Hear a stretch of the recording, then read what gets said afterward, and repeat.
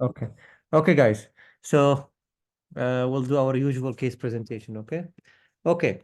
So this is a 2.5 years old child, product of non-consanguineous parents. She was referred because of history of congenital heart disease in one of her siblings, and she was one of triplets as well. So she was asymptomatic at the time of the referral. However, on exam, we noted the growth being, she was on the third percentile on her growth chart. So she definitely looked small for age, but otherwise she was, physical exam was normal. Echo revealed a small fenestrated ASD, otherwise normal echo. And this is her ECG at presentation. So any comments, guys?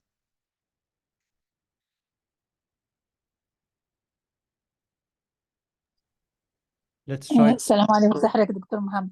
في هل انفيرتد بي ويف في ليد 1 yeah. و واي في ال. Now you know, huh? Okay. اه Uh, وانا okay. خبره بقى. خبرة صرت فيها. Okay, so yeah, I mean it's a good observation. I also طبعا ECG is a little bit messy. Yes, I agree. In a P wave looks funny in lead 1 and AVL. Anything else?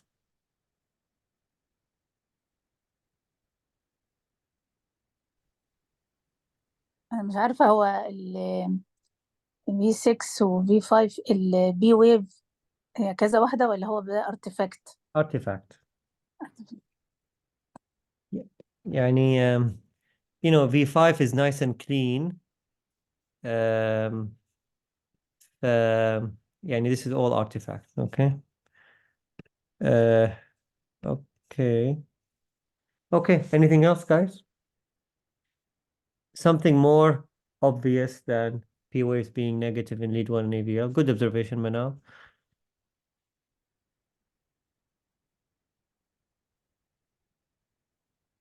Okay, what about the QRS axis, guys?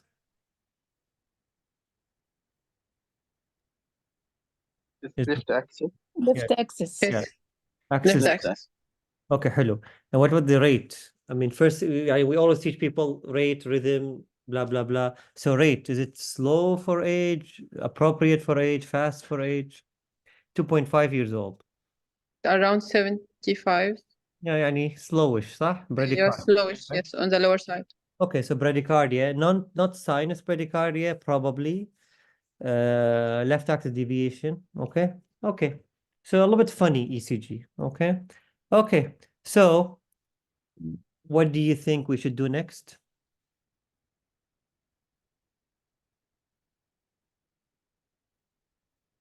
يعني asymptomatic, history of congenital heart disease, echo is normalish.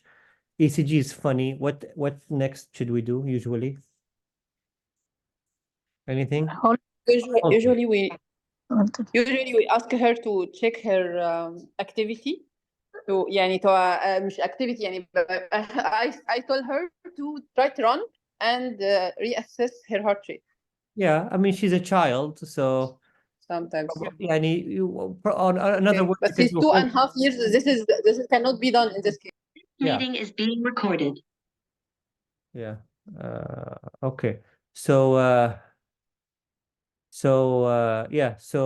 halter and let the parents know that she should be running around during the halter. Okay. Okay. So we did halter, and then this is the halter. What do you guys note like at least in these two tracings? اترا ولا مش عارفه. Yeah. So there is Flutter. obviously Flutter. Flutter. Okay, and then so this is Flutter with 4-to-1, 5-to-1 conduction, and this is 2-to-1 conduction Yeah. clear Flutter. So we were surprised that on the halter there was persistent atrial flutter throughout the halter with an average heart rate of 92, but all like Flutter. Okay, up maximum heart rate was 165, lowest heart rate was 53. So so to our surprise, she was in Flutter during the halter. but not in clinic. And but the average heart rate was not fast, like, you know, in a child who is not medicated and flutter throughout, you would expect the rate to be tachycardic on average, but her average heart rate was 92, which is normalish. Okay, so there is a issue probably with AV conduction, and you know, we know there is an issue with sinus rate, or, you know, atrial rate. So there's, you know, issues at least in the atrial rhythm and in the AV node as well, with a left axis deviation. So there's some conduction abnormalities for this child. Okay. Okay. So we admitted the patient, of course. We did an ECG. We confirmed what do you see, guys, here?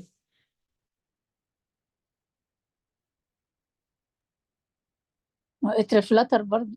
Yeah. Okay. So we admitted the child. We did ECG. Obviously the patient is in flutter. Again, she is not on medications. The heart is not very fast, which is funny. And, you know, similarly, QRS axis left is abnormal. So what do you think we should do next?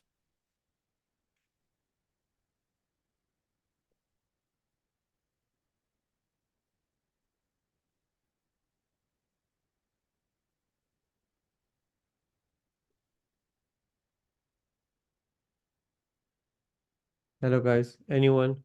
Speak up.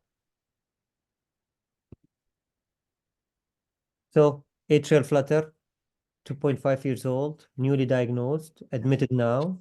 What should we do? What do we typically do? Usually we do cardioversion. Yeah. Okay. So طبعا we want to rhythm control the patient. Easiest thing to do is to cardiovert the patient, like, electrically. But before that, what we should make sure there is no what? We need to do electrolytes. لا no thrombus يعني like Yeah, No thrombus. yes, so we need to do TEE, or if the patient is very small, with transthoracic echo, you might be able to see left atrial appendage as well. But yeah, usually because we're sedating the patient anyways, we do TEE. So we admitted to the ICU. We planned for TEE with cardioversion. طبعا الPAs are usually anterior posterior, okay, and 0.5 joule per kilo is usually enough, okay? But preferably PAs are anterior posterior, not like anterior, you know, both anterior posterior, not VT or VF cardioversion, is atrial flutter cardioversion, okay?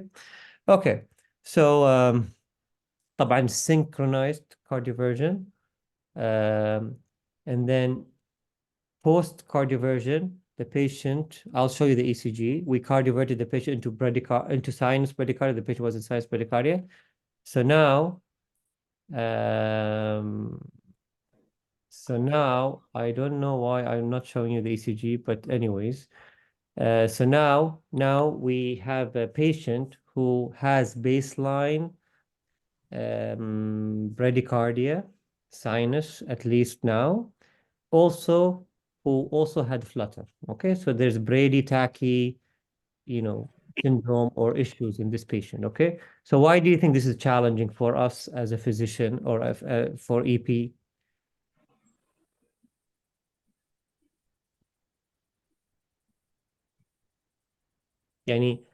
What is the challenging aspect in this patient?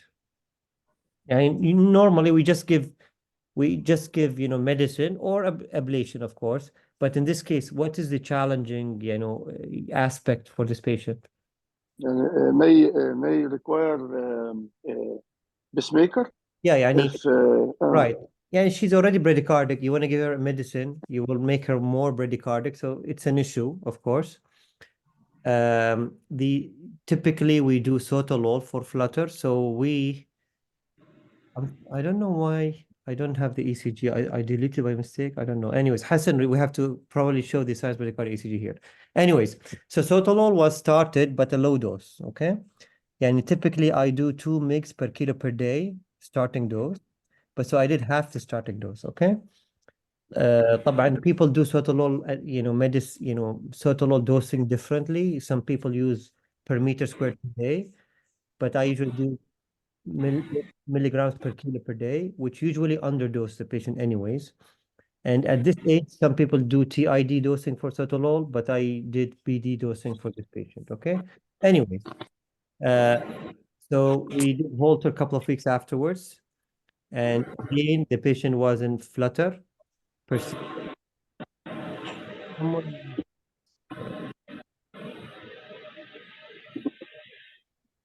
uh, please mute yourself. Where is this? Okay. Okay.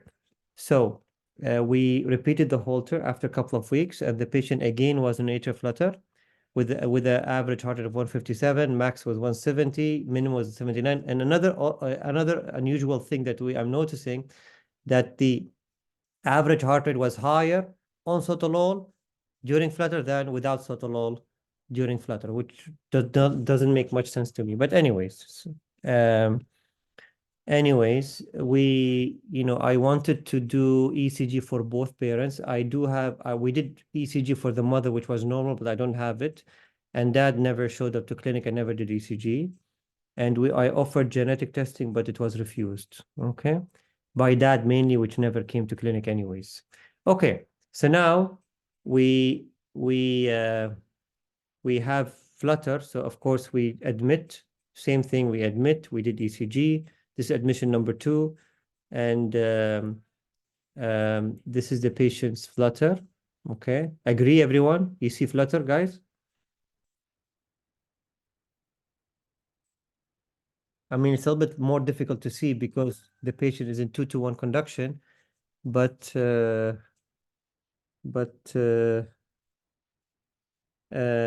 know, if you look here, you can see them more obvious. Okay, guys? Agree, guys? Yeah?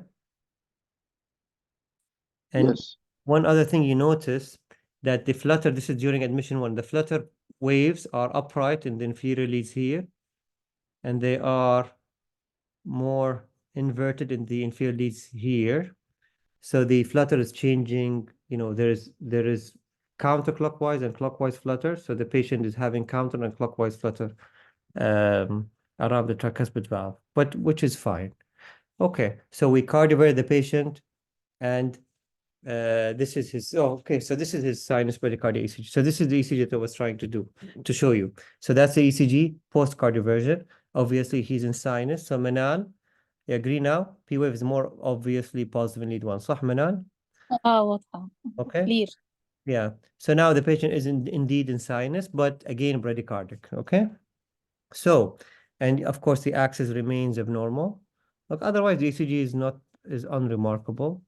Okay. So now, again, of course, we have to do something because the patient had repeat flutter. We did echo, which showed preserved function. So despite being in flutter for, we don't know how many days, but the function is preserved mainly because the heart rate is not very fast. But, something that we need to do something. So we elected to increase total dose to like 1.5 mg per kilo per day. And we again repeated the Holter after 5 weeks. Okay. So that's the, couple of, examples of tracings during that Holter. Anything you guys note on this Holter? Like, especially this tracing?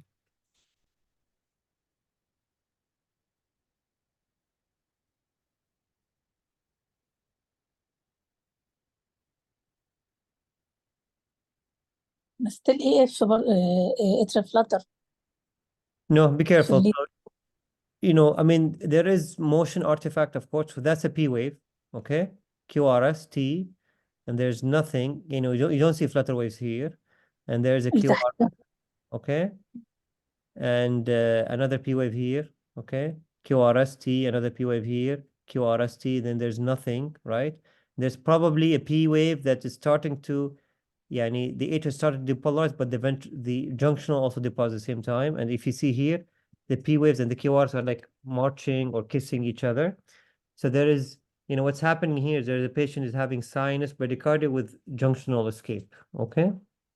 You know, there's like sinus node, you know, the sinus rate is just pretty, you know, the patient sinus rate is slow, and here, like, it goes all the way to here. And the junctional rate is a little bit faster than the sinus rate for the patient, okay?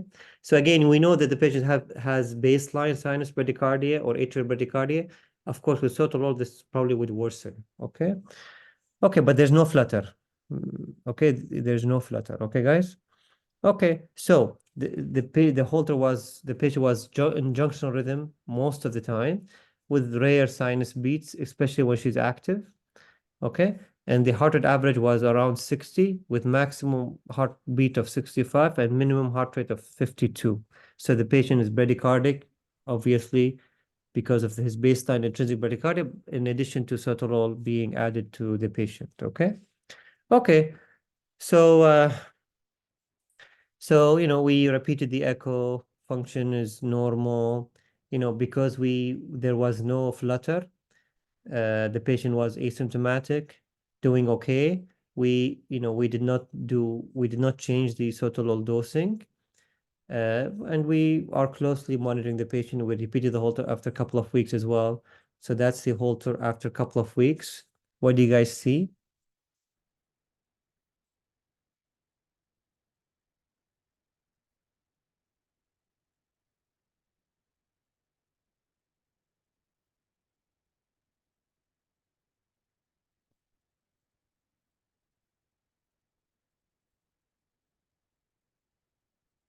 I mean, I know you guys are not used to Holter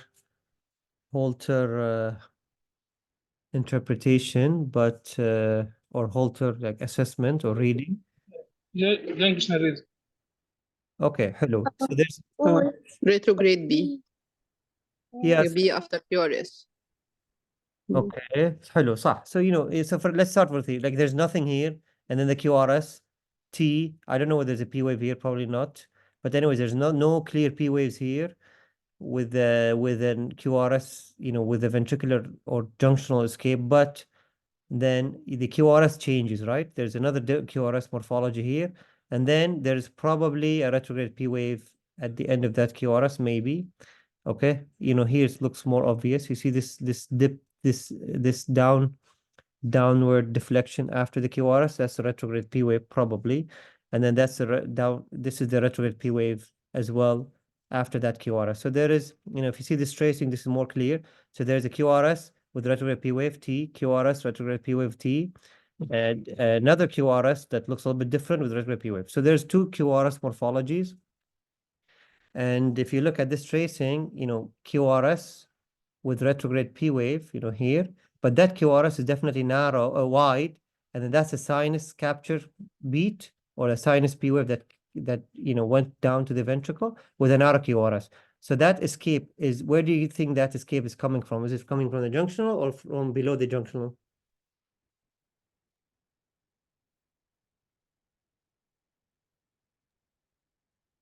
I think junctional because narrow QRS. So that's لا يعني الحين the P, this is your usual QRS, okay? That's a wide QRS, صح؟ صح؟ Oh, yes, okay. Yeah, if it's coming from below the junction. Yeah, below the junction. Yeah, so that's a ventricular escape, you know, or yeah, vesicular escape, something just below the AV node that is, you know, escaping into the ventricles. Okay, so so the patient is having, you know, which is a little bit not, you know, it's a little bit of a, you know, worrisome sign, because that wide escape might not be as reliable and it's often slower than junctional escape. So we know that the patient with sotalol is now not just having junctional rhythms, having ventricular escape rhythm, which is usually slower. And this, you know, with the retrograde P waves, then the sinus node is inhibited. Okay. Okay. So there's wide escape, rare sinus capture beats, and the average heart rate is a little bit slower, 54, with maximum of 68 and minimum 48. Okay. So definitely heart rate average came down with that wider escape. Okay. Okay. But the patient remained asymptomatic. Okay. So, okay. echo was always normal. Again, we did not increase total dose. We were happy that there's no flutter. We're not very happy that the escape is not junctional, but I don't know. I mean, there's nothing much we can do. We repeated the Holter after 2 months, mainly junctional rhythm, less ventricular escape rhythm, average heart is a little bit better. That's an example of his repeat Holter, no flutter, which is nice. But then 2 months later, he came to clinic and we did an ECG without a Holter. So what do you guys see?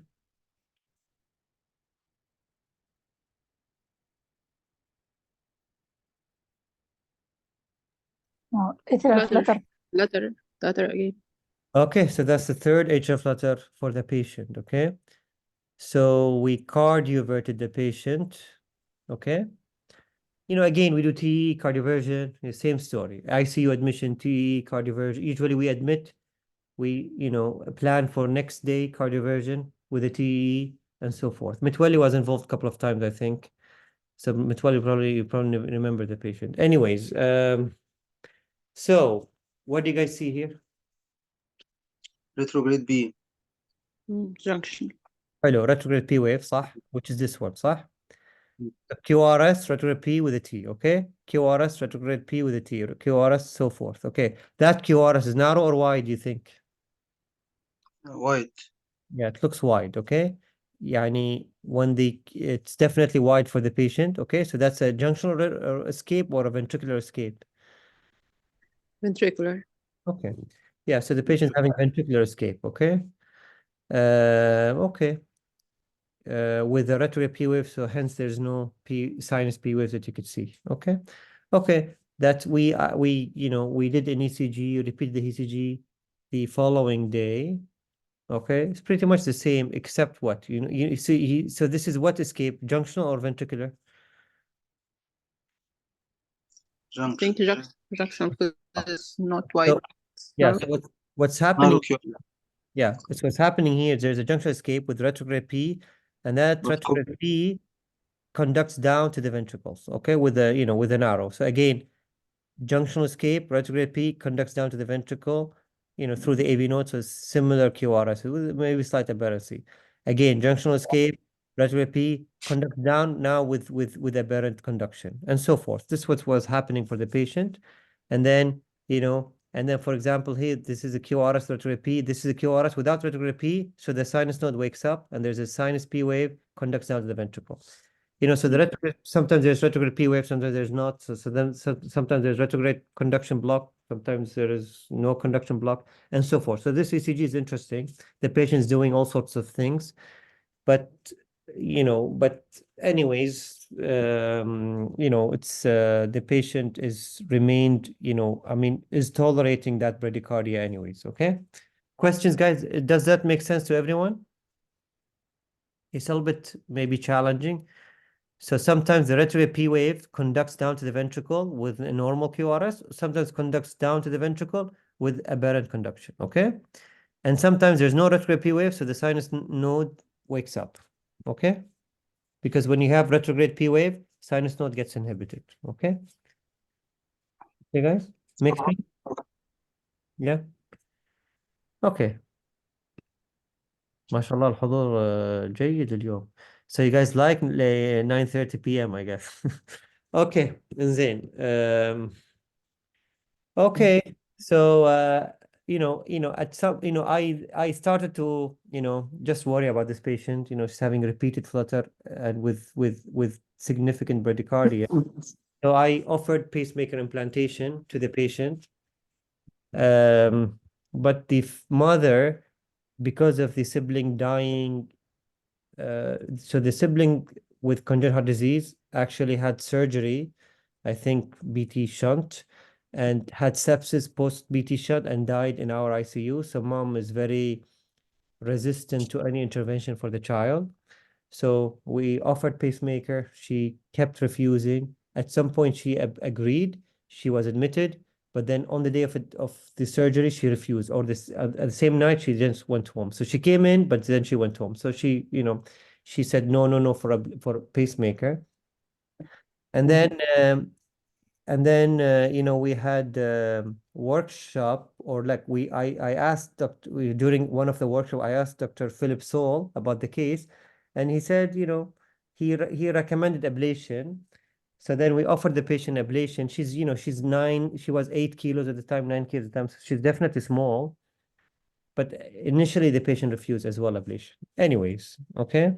So, you know, because of repeated flutter on 1.5, so I went up to 2 despite being bradycardic with ventricular escape. You know, there's nothing, no, I don't know what to do, you know, otherwise, you know. So we went up on sotalol. And then, you know, came to clinic with this ECG. So again, the patient was in what, guys?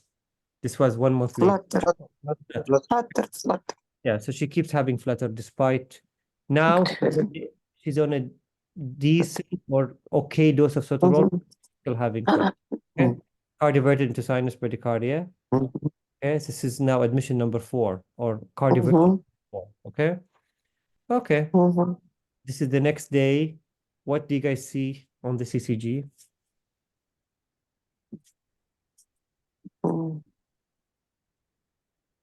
Also retrograde B wave also, or no Yeah. B wave. Not clear. So there's, you know, sinus junction escape with retrograde P waves. It's cute retrograde P waves. Okay. Yes. Okay. So you know, bradycardic, of course. So this is 1 week afterwards. Anyways, okay. So now I don't want to bother you, or I don't want to bother you with repeated halters, but in brief, we did another halter in a month time. Same story, junctional ventricular rhythm, heart rate average 64. After 3 months, halter, junctional ventricular rhythm, heart rate average 65, the same.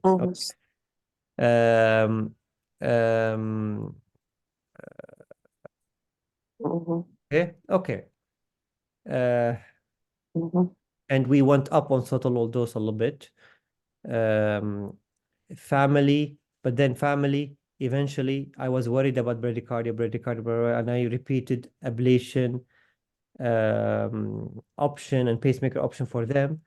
But because Dr. Philip Saul, once he talked to them, he mentioned ablation is less invasive and so forth. So she agreed for ablation, and we scheduled her for ablation. This is her ECG on the day of admission. She had repeat another flutter, but we did not cardiovert her because we were going to do ablation anyways. So we took her to the cath lab. This is the smallest ablation case we did at Chest Hospital, by the way. She was like 8.9 kilos. And we did it under zero fluoro. It was actually not that difficult. And we did cryoablation because of, we were worried that, it's a small heart. We risk the right coronary artery because we're burning at the tricuspid valve annulus. And Dr. Philip Saul was there, just recommended to do cryoablation. So I did cryoablation. And I don't even know if there's a case report of, I'm not so sure, but this is very unusual case. Like with the tricuspid, with the Flutter ablation, we do RF, and usually in a bigger child, of course. So this is a very small child, and we did cryoablation for Flutter, which is very unusual. I don't think there is even a case report. There's a case report for RF ablation in a newborn with Flutter, but I did not see cryoablation. Hassan, you can look into that later, but I don't think there is. But anyways, we did, and so this is the patient was in Flutter, and then after we do a line, like we kill the tissue between the tricuspid valve. So let me orient you a little bit. This is the AV node. Okay, this is the tricuspid valve somewhere here. Okay, and this is your IVC. Okay, so we try to kill this piece of tissue between the IVC and the tricuspid valve. Okay, so these are the dots here are like ablation dots. Okay, anyway, so when we complete that line, the Flutter terminates. So this is 2-to-1 conduction here, and then suddenly the patient goes to bradycardia, junctional bradycardia, no Flutter anymore. Okay. So this is the ECG. طبعا we stopped sotalol, of course, after ablation. This is his sinus. She was in sinus rhythm after ablation. She was probably anxious, pain, nervous, whatever. So her rate was good. And the following day, off sotalol, she has sinus, and then suddenly sinus exit block, or this like sinus node, just slept, and then patient had ventricular escape with retrograde P waves. Okay. So she remained with, despite being off sotalol for probably a day or two, she still had significant sinus disease and, escape coming from the ventricles. Okay. Anyways, then we repeated the Holter after a month and after now 3 months post ablation. So after a month, no flutter, just junctional ventricular escape rates, heart rate average 60. And now after 3 months, she just had a Holter like last week. Heart rate average is a little bit better, 63, all junctional now, less, wide escape, and, a little bit better heart rate because junctional, with maximum of 86 and minimum of 49. Okay. So far, this is 3 months post-ablation. There's no recurrence of sotalol, so that's a very good sign. I don't think she will have repeat flutter anytime soon. Maybe after a couple of years, I don't know, maybe. But I think, being off sotalol for 3 months without flutter, that's a very good sign. Okay. طبعا we did not cure her sinus node disease, because this requires pacemaker. Okay. So questions about this case? I thought this is a very interesting case. It's a very unusual. I'm sure genetics would be very educational, but unfortunately the parents keep refusing. But I'll push for genetics. Mom is accepting, dad is not willing. And I'm trying to contact dad. He's never in clinic, so it's a little bit tricky, but I'm sure one day we will be able to do genetic testing, and I'm sure we'll find something interesting. Okay.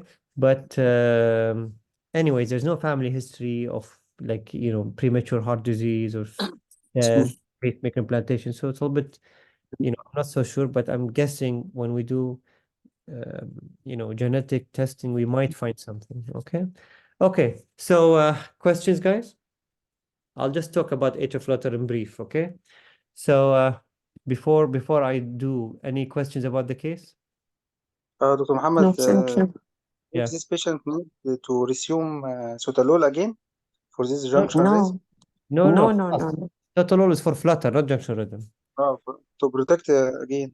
No, خلاص احنا we assume no. we cured the flutter. We are hopeful that flutter usually is curable disease, like SVT. right? So if you do ablation and the ablation goes well, it's usually خلاص cured. Okay. Okay. I mean, again, we use cryoablation, which is usually weak, and we did 2 minutes lesion. We do 4 minutes. So we did something unusual. So I'm worried that she might have recurrence, but being without recurrence for 3 months, that's a very good sign. Okay. Okay. I mean, this very unusual case, under 10 kilos, no one had done it. Probably it's a very rare something to do. So no one knows what exactly that we should do in terms of lesions and, duration of lesions and how aggressive we should be.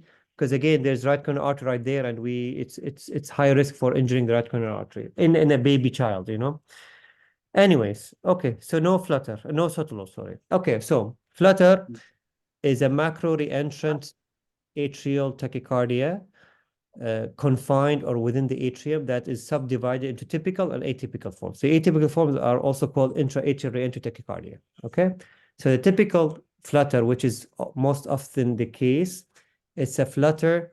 It's an atrial tachycardia that is rotating around the tricuspid valve. Okay, like this cartoon. Okay, so it's just a depolarization, like a circuit that's going around the tricuspid valve. Okay, so that's typical flutter. This is why when you burn the tissue between the tricuspid valve and the IVC, the circuit cannot keep propagating. Okay, so that's typical flutter. This is the one that this is the flutter, like this is the sawtooth appearance flutter that people teach. This is how we teach flutter to students, where we typically teach them that there's a sawtooth appearance in the ECG. So that's typical flutter, but the atypical flutter are just another atrial circuits that are rotating elsewhere in the atria. For example, around any scar post-surgery, around the pulmonary veins, and so forth, around the mitral valve. They are, of course, less common, but of course we do see them because we deal with congenital heart disease patients, okay? And the ECG would look different. Would not look like a sawtooth appearance ECG, okay? So flutter, whether typical or atypical, is often associated with congenital heart disease with congenital heart diseases that result in atrial dilation or because of atrial scarring, okay? So any disease that results in atria being dilated, whether left or right, or if there's any heart surgery with atriotomy, then the patient is at risk of flutter, whether typical or atypical. Also, any patient with cardiomyopathy is at risk for atrial flutter development, especially restrictive cardiomyopathy and hypertrophic cardiomyopathy. But we also see them in dilated cardiomyopathies as well.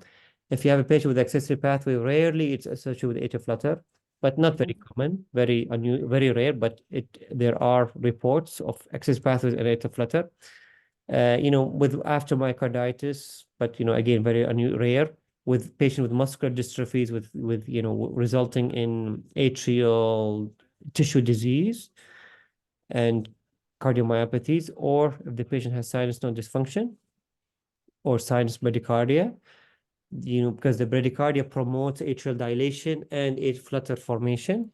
And rarely the patient has just flutter, usually typical, without any obvious heart disease or cardiomyopathy or accessory pathway, anything obvious is called lone atrial flutter, which is unusual except for in babies, okay? So that's, for example, an ECG of a baby with typical atrial flutter, like lone atrial flutter. This is an example of an ECG in one of our patients with restrictive cardiomyopathy. I mean, I'll not go into details, but I'm just showing examples of patient of ours. This is an example of, this is, by the way, a patient who was, if you guys remember him, like he was on the list for transplantation in India and remained in our ICU for a while. And this is a patient who with a mitral valve annulus replacement who had repeated flutters as well. So that's an example of atrial flutter for a patient with left atrial disease, okay? Anyways, so the flutter otherwise is mainly seen during fetal and neonatal periods with low recurrence rates after one diagnosed perinatally. So once if the flutter is occurring during fetal neonatal periods, usually after you rhythm control the patient, then it doesn't recur, okay? But there is 10% mortality with perinatal flutters, unfortunately. And then beyond the neonatal period, so once you diagnose a flutter in a patient, beyond neonatal period, then usually there's a reason for the flutter to be developing, okay? So that's not as benign as the perinatal flutter, okay? So with flutter, usually there's rapid atrial rate, rapid, above 340, 350. And usually the patient would present with form of heart block. So the ventricular rate is usually not 1-to-1, it's usually 2-to-1, 3-to-1, which is good. But rarely the patient might present with 1-to-1 conduction. In other words, the ventricular rate is very fast, and the patient might arrest or faint because of the rapid ventricular conduction. Usually, if this would happen, usually the patient might also have accessory pathway, or if the cycle length of the tachycardia is a little bit slow, the atrial rate for whatever reason is a little bit slower than usual, and the AV node is very robust, the patient might conduct 1-to-1, and then of course the presentation would be different when the patient is conducting 2-to-1 or 3-to-1. Okay, so the faster the heart rate, the ventricular rate, the more severe the presentation would be, of course. Okay. Marwa, yes, I'm answering your question. Okay, so it's a reentry tachycardia with sudden onset and sudden termination. So usually start suddenly and terminate suddenly. Okay, because it's a circuit. Okay, it's like an SVT, accessory pathway SVT. Okay, and associate, like we said, with atrial tissue disease and bradycardia. Okay. Okay, so when you see a regular narrow complex tachycardia, okay, always flutter is in your differential, and this is why we usually give adenosine, and with adenosine you would, if it's flutter, you would unmask usually the flutter waves, okay, and if it's just SVT, you will terminate the SVT, of course, but if it's flutter, you will just see the most obvious with adenosine. Okay, so adenosine is a good diagnostic maneuver for documenting flutter, atrial flutter in a patient, okay? So sometimes we do that just to confirm that our suspicion, that to confirm that, sometimes I see this ECG and I suspect flutter because I can see a hint of sawtooth appearance, but I'll tell you, give adenosine to confirm my suspicion, okay? Because the management would be different, of course. Okay, so again, it's, classically you would see a sawtooth P-wave appearance with absence of isoelectric line, and specifically in the inferior leads, that sawtooth appearance is most obvious. And usually with the most common form of typical atrial flutter is counterclockwise rotation, so meaning is going around the tracheal valve in a counterclockwise fashion with negative P waves in the inferior leads and positive P waves in V1, okay? Which our patient predominantly had, but also our patient had positive in inferior leads and negative in V1, which is a clockwise rotation around the tricuspid valve atrial flutter, okay? So that's our patient ECG, by the way, typical counterclockwise tricuspid valve flutter, but he also had the other form of typical atrial flutter that I guess we can add it to our presentation. Frequently the heart rate is regular, not like this, not like our patient where you have, variable conduct. Usually it says regular heart rate, usually, if the patient has normal AV node.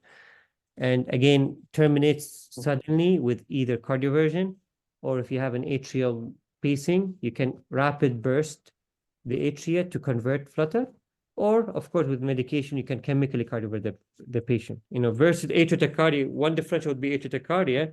Usually you cannot terminate atrial tachycardia with electrical cardioversion or with atrial pacing. So when you convert atrial tachycardia by electrically or with atrial pacing, this usually suggests a reentrant form of atrial tachycardia. In other words, the flutter, whether typical or atypical flutter. Okay, makes sense, guys? Yes. Thank you. Okay, so just word of caution, this is a patient, this is a Fontan patient, okay? That's his baseline ECG, okay? That's a ECG that he once came in complaining of palpitations, okay? What do you guys think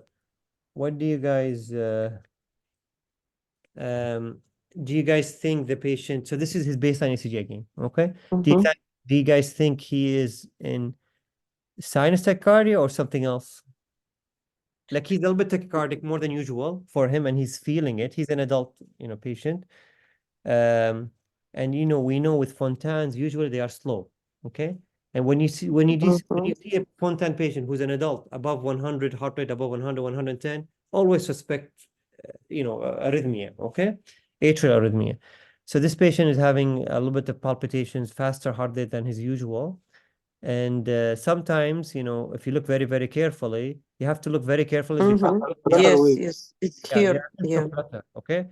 usually It's obvious. Yeah, you see there are 2 P waves for every QRS, okay? Okay, guys. So very, very often people miss intra-atrial cardio or atypical flutters in Fontans because they are usually slow, and it's just got missed. But it's common. 2 to 1, 2 to 1. Yeah, 2 to 1. Okay, anyways. So like we said, the patient might present perinatally or rarely in older children, but usually perinatally, most commonly, okay? The longer the duration of the flutter, the faster the heart rate, or if there's any associated heart disease, the more severe the symptoms are, of course. So with fetuses, if they are untreated, the fetus might develop hydrops or even, demise. But if it's a neonate or older children, they might, of course, have symptoms of congestive heart failure if they are untreated, of course, okay? طبعا the treatment is dictated by the age and how severe the symptoms are, but there is no specific guidelines for lone atrial flutter in pediatrics, by the way, except for in the setting of cardiomyopathies. So more it's more experience than there is no specific guidelines, okay? But in other words, you really wanna your primary goal would be to rhythm convert the patient, okay? You wanna stop the flutter and resume the and you want the patient to be in sinus rhythm, okay? That's your this should be your standard, management of care. Okay. And in terms of anticoagulation, which we did not mention yet, there's also minimal guidance in terms of anticoagulation for pediatric patients. Okay. So there's only expert consensus statement, but with minimal data. Okay. So there's nothing much in terms of guidelines in order for us to guide us how to treat flutter in pediatrics. Okay. So it's predominantly experience. Okay. So with perinatal flutter, like we said, usually there is no recurrence. So once you convert the flutter, usually it just goes away. So we often, what do we do is we try to rhythm convert the patient, of course, whether in utero or after birth. And if the flutter started beyond neonatal period, then usually it's because of a reason, and usually the patient would require prolonged therapy. So perinatal flutter, usually there's no therapy. We just cardiovert or give medicine until the patient is cardioverted, and then we stop. There's no need for continuation of the medicine. Okay. Okay. So with fetal flutter, usually we recommend DIG or sotalol. طبعا digoxin is out of favor if the patient already, if the fetus already developed high drops. So we usually do sotalol if there's definite high drops. If there's no high drops, you can do DIG as well, in DIG or sotalol. And second choice would be amio or combination therapies between sotalol, flecainide, and digoxin. Okay, with amio. Okay. With neonatal flutter, of course, again, we want to rhythm cardiovert the patient. Either we can do electrical, chemical, or with atrial pacing. طبعا, the patient is post-op, we just use the atrial leads. If the patient is not post-op, we can insert transesophageal lead and pace the atria, which we don't do here very often because we don't have those leads. I mean, we do have them just sporadically. So this is something that we can do, or we do pharmacological, or chemical cardioversion with DIG or sotalol. Okay, IV or oral. Usually IV, of course, because you want to be quick. Or other amio, propafenol, which we don't have here, or flecainide plus something. It has to be flecainide or class 1C, which is flecainide plus a beta plus an AV nodal blocking agent, because if you just use flecainide, you might slow the atrial flutter rate so that the patient goes 1-to-1. Okay, so class 1C is good for flutter, but it has to be in combination with a drug that blocks your AV node. Okay. So that's why we avoid them, because then you have to give two drugs. Okay, or electrocardioversion, which I usually just prefer. Okay, we admit into the ICU, TE and pads, and we convert, and then that's it. Okay, so that's what I typically do. Otherwise I do pharmacological, and atrial pacing I rarely do. Okay, unless the patient is post-op. Okay. Okay.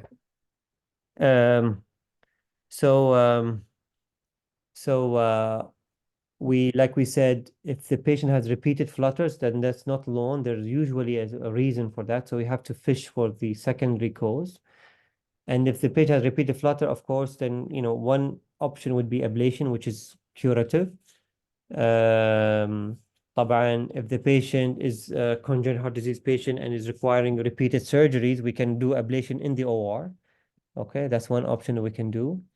Okay, and then if we cannot do ablation for whatever reason, or the medicine is not or the medications we're using is not converting the patient, then at the very least we have to rate control, meaning we want to slow the heart rate down to normal for the patient age. Okay, and for adults, usually they aim for a heart rate of below 110 for adults. طبعا for pediatrics, depending on the age, but you really want to slow the heart rate as much as you can, so that the function is preserved. Okay. طبعا you can use combination beta blockers, calcium channel blockers, digoxin, sotalol, amio, everything you can, flecainide plus something else. You can do so many drugs, but if you cannot rhythm control, you have to at least rate control. Okay. Okay. طبعا in terms of anticoagulation, usually, for lone flutter pediatric patients, most people don't give anticoagulation. Okay, most people. because the risk is very low. Okay, طبعا you can talk to the patient family and you decide between you and the family, but most people would not give anticoagulation. Okay, if the flutter is onset is before 48 hours, then you can cardiovert without TE. Okay, but طبعا usually we don't know the onset of the flutter, so we assume it's beyond 48 hours, and we usually do TE at the time of cardioversion. Okay, طبعا if and then long-term anticoagulation therapy is based upon a score that the adults use, depending whether there's, whether the age of the patient, if he has any risk factors like vascular, diabetics, gender, and so forth. Okay, there are so many things that the adults look at, and then there's a score accordingly, and then they decide whether the patient requires anticoagulation or not. طبعا for pediatrics, usually that score is always low. So often we don't do long-term anticoagulation therapy. Okay. So like we said, low-risk patient, we do not give antithrombotic therapy, but for patient with complex heart disease, okay, regardless of the score, most people would give anticoagulation, especially for adult patients. Okay. If there's mild congenital heart disease, then you can go by the CHAD score, but again, most often if it's mild, you will not, the patient will not meet the score for anticoagulation therapy. Okay, if the patient has hypertrophic cardiomyopathy or restrictive cardiomyopathy, then he's at risk of thrombosis, and most people would recommend anticoagulation. Okay. So anticoagulation therapy depends on the complexity of the heart disease, underlying heart disease, and the age of the patient mostly. And if there's HCM or RCM, then most people would recommend anticoagulation anyways. Okay. طبعا in terms of anticoagulation, you can give warfarin or NOAC. The dabigatran or rivaroxaban are approved by the FDA for pediatrics. If the patient has mitral valve disease or mechanical mitral valve, NOACs are contraindicated even in adults. Okay. And in general, if you have a complex heart disease that's affecting your liver, then there is a concern with usage of NOAC. So usually if there's a heart, liver involvement, then people would just do warfarin. But there are recently reports that Fontan patients were given rivaroxaban and edoxaban with safety, data. Okay, so so in general, if there's liver disease, most people would avoid NOAC in general. Okay, طبعا recent data might suggest otherwise, but in general. Okay, so in summary, if you have perinatal neonatal flutter, usually you just cardiovert and end of story. I don't give long-term, I don't even give anything. So baby born with flutter, cardiovert, observe for a day or two, and no medication, Holter maybe after a month, 1 month, 2 months, there's no flutter, and just discharge. I don't follow up the patient. Okay. If the flutter developed beyond the neonatal period, then I'm worried that there's something else behind that flutter, and I usually, monitor the patient more, and I might either start medicine, like long-term medicine, or just be, I observe the patient or monitor the patient, so that if there's a recurrence flutter, then I know this patient would need something long-term medications and eventually would need ablation. Okay. And obviously with atypical flutters, usually there's congenital heart disease. So the prognosis is also good, and the ablation, outcomes are usually good. Rhythm control is your standard of care regardless, whether typical or atypical, regardless of the patient age or complexity of the heart disease. And then with anticoagulation, it's largely dependent on the score and the patient age and how complex is the heart disease. Okay. Okay, I think that's it. So that was a brief Flutter review in pediatrics. And what do we typically do? We don't see Flutter so much in pediatrics, so that's why I don't think you guys are encountering Flutter patients so often. This patient had admissions like 4 or 5 times. So this patient, you know, probably every one of you guys saw this patient. But in general, we don't have, you know, I don't know. Do you guys remember how many times we have pediatrics? Not very often. Okay. But it's a curative disease. So يعني it's manageable. It's just we don't see it very often because it's not pediatric. It's not very common pediatrics. Okay. Questions, guys? Thank you. Dr. Mohammed, what about aspirin? We are giving aspirin? No, we don't. No need? No need. Okay, thank you.